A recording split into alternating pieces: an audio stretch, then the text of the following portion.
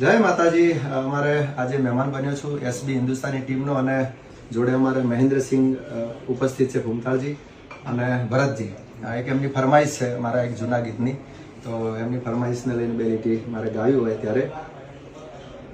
ઓ મને તારા વિના હવે ગમશે નહીં, આ જીવ જાશે પણ તમને ભૂલાશે નહીં. ઓ મને તારા વિના હવે ગમશે નહીં, આ જીવ જાશે પણ તમને ભૂલાશે નહીં.